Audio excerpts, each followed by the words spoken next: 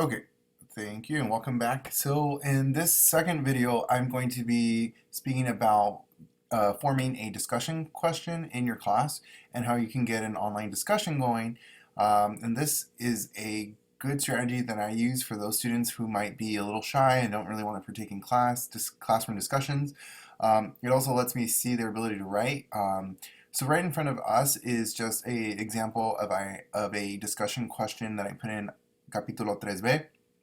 But this one was just to have the students be able to understand how it works, so I had them write it in English.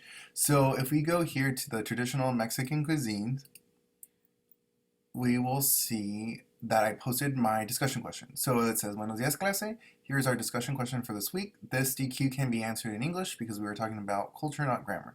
Watch the following video and respond to the questions below. Remember, your response must be 150 words, and then you must respond to other classmates. Your response then to them must be 50 words or more. This is due by the end of the period. So again, you want to make sure you give them a good rubric for them to know how to respond to this, and also give them a word limit. This cannot count, or Schoology does not have the option to count how many words they put on there, but the kids make sure that they do have it because they have an app that allows them to do that. So, or some of the kids, if they bring their own computers or Word, I'm thinking about a Chromebook, there you go. They can easily do that. So here we have an example. So again, they watch the video first, and if you click, you can insert a link to a video. And here is traditional Mexican cuisines. And so they watch it. Again, it allows them to just see what's going on. So then once they're done, they can always go back. And then again, you post your discussion questions. So here I have, after the video, what impressed you? What was the most and least favorite thing have you ever eaten any of these foods shown? So below, again, here's an example of a student who wrote his answer to the discussion question. And then again, what I make them do is write their initial discussion response, and then they have to respond to other classmates. So this is a good way to keep your students engaged. They have to wait till another classmate responds, and therefore they can go on in the discussion question. So again, here we have all the discussion, or all the post, I'm sorry, that the class will then add to. So again, you can see here we have all of these students who have responded to the discussion question. Now, here's a cool thing about Schoology, that if you want to make sure that your students did what you asked, again, they had to write an initial response and then 2 responses to other classmates. You use your highlighter user. Here you have all the students who did the discussion question. Here you will see that my student David did 3 responses. So that means he did an initial response and 2 others. So it will go ahead and highlight it for you. And here you can see that, okay, there's one, and we can go, here's the second one, and then if we keep going, there's a third one. So that way I can make sure that David did his work, and I can give David a 10 out of 10, or however you would want to set up your rubric. So again, that's the cool thing about this feature, and again, you can use it. I did use it in my other levels, especially for higher levels, where if we're reading a book or reading a story, they can obviously reproduce a online discussion board, and it just keeps them going and practicing their grammar. So this is a really cool, neat thing that I like to do with them.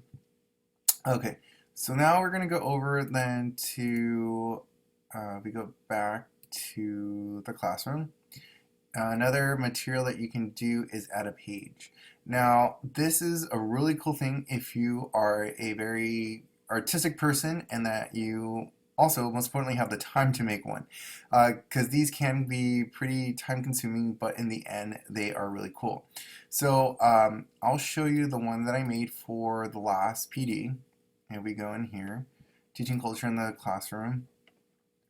Again, we did a discussion question, and then here are my pages. So this little symbol here represents that you made a page. So by making a page, you can see how you can write it, and then you can insert documents, you can insert links, and then I think a better example of this would be the first one, teaching culture the class.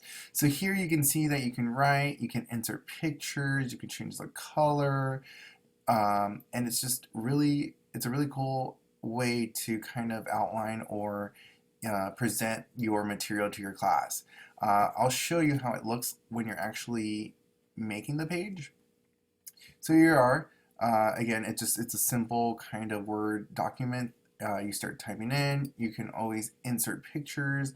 You do that by inserting content. You can insert an image, link, symbol, equation, etc. And it's not that hard. It's very simple. Here you can also add resources.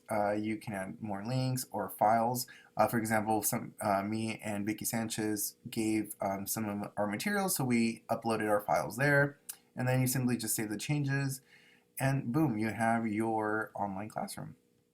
And so that's one of the cool features. And again, that takes some time, but in the end, it is very worth all your time. And that is it for the material section. And again, there's media albums, things like that you are welcome to play with, but those are the ones that I use the most when building my online classroom. Hopefully you guys found this very interesting and hopefully very helpful. And if there's anything else I can do, let me know.